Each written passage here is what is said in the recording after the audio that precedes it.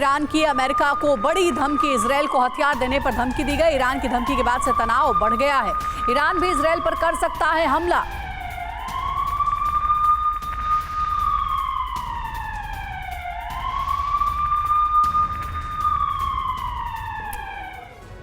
जी हां, तो ईरान की हुंकार अब अमेरिका से आर पार। ईरान जिस तरह से लगातार चेतावनी दे रहा है उसके क्या मायने हैं? अब तक क्या कहा गया है? ईरान की तरफ से, अमेरिका की तरफ से जारी मदद के बीच ईरान ने बहुत बड़ी धमकी दी है। ईरान ने कहा अमेरिका हथियार देता रहा तो गाजा में हालात और बिगड़ेंगे। ईरान की चेतावनी, इजरायल को हथियार नहीं दे अमेरिका। युद्ध अपराधों को रोकने के लिए बड़े एक्शन की जरूरत। ईरानी आर्म फोर्स चीफ ने कहा है गाजा को मानवीय सहायता भेजना जरूरी। ईरानी आर्म फोर्स चीफ का यह बयान है।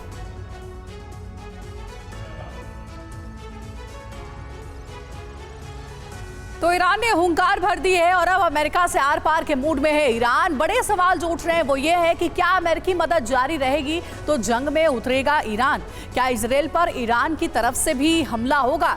ईरान जंग में कूदा तो क्या इजरायल वर्सेस अरब देशों के युद्ध देखने को मिलेंगे?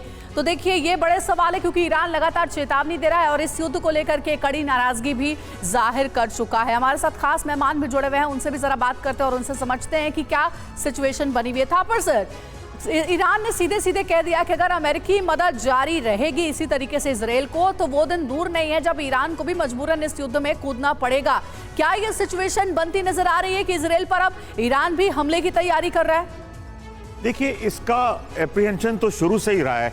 हम सबको मालूम है कि हमास ने अकेले ये काम नहीं किया, ईरान ने किया है। और बेसिक जो ईरान का रीज़न वही, जैसे आप लोगों ने पहले बताया कि जो सऊदी अरेबिया का इजराइल के साथ अमेरिकन प्रेशर में और या बातचीत में के दबाव के साथ जो पीस इनिशिएटिव बन रहा था, हालात बदल रहे थे, क्लोज आ रहे थे दोनों, उसको ठेस लगाने के लिए, उसको तोड़ने के लिए ईरान ने ये करवाया। ईरान इसके पीछे है और वो हमास को लगातार सपोर्ट करता रहेगा। अब डर ये है कि पहले ईरान कुछ इजराइल पे लॉन्च करे या इजराइल प्रीएम्प्टिव करके ईरान के ऊपर कोई लॉन्च करे, क्योंकि अगर ऐसे इधर वे हो गया तो ये रीजनल वॉर में ट्रांसफॉर्म हो जाएगा और इसके चांसेस काफ़ी हद तक हो सकते हैं, क्योंकि दोनों मुल्क ही अपने अपने स्टैंड को लेके बहुत अड़े हुए हैं।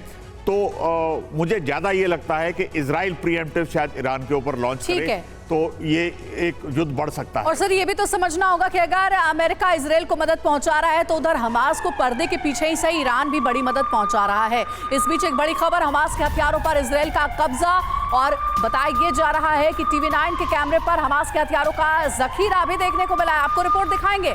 हजारों RPG ग्रेनेड और माइंस बरामद की गई है। विदेश से मिले हथियारों पर भी IDF का कब्जा। हमास के पास उत्तर कोरिया ईरानी हथियार मिले।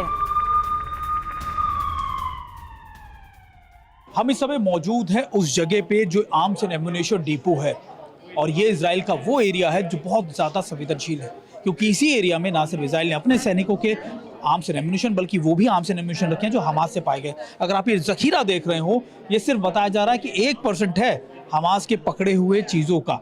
और लेकिन सबसे चौंकाने वाली बात ये कि अगर आप इधर देखिए, मेरे कैमरा पर्सन आपको दिखाएं, तो ये है ईरान से मिले हुए वेपन्स, और ये कुछ आप ग्रेनेड्स या फिर रॉकेट बता रहे हैं कि ग्रेनेड्स हैं, हैंड ग्रेनेड्स हैं, जिनका इस्तेमाल हमास ने किया है। देखिए, अगर ये मोटार्स हैं, और ख़ास बात ये कि ये सारे वेपन जो है वो ईरान की तरफ से। लेकिन अगर आप पीछे और जाएंगे तो आपको नज़र आएगा कि ग्रे में अगर निशान आपको दिखा रहे हो, वो वेपन्स हैं नॉर्थ कोरिया के। जी हाँ, कहा जा रहा है कि नॉर्थ कोरिया से भी कई वेपन्स आए, जिसमें RPGs के शेल सबसे ज़्यादा हैं।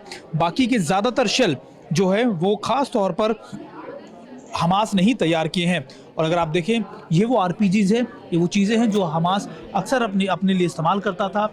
और अगर आप ये देख रहे हो तो ये आपको नज़र आएगा कि ये वो रॉकेट्स के शेल्स या दूसरी चीज़ें हैं जो इस समय हमास की तरफ से इस्तेमाल किए जा रहे थे। अगर आप देखें, ये ग्रेनेड है, और इन्हीं ग्रेनेड के आसपास आपको RPGs, दरअसल हमास की खुद की एक्सप्लोजिव फैक्ट्रीज हैं गाज़ा पट्टी में, जहां पर ये वेपन्स वो तैयार करता था। लेकिन सबसे ज़्यादा चौंकाने के लिए इजरायली फोर्सेस के लिए था ये बड़े वेपन्स। ये देखिए, ये अगर आप वेपन्स देखिए, ये यहाँ पर अगर आप देखें तो आपको नजर आएगा एंटी टैंक माइंस हैं, जिसका इस्तेमाल बहुत सोफिस्टिकेटेड वेपन्स के तौर पर किया जाता है।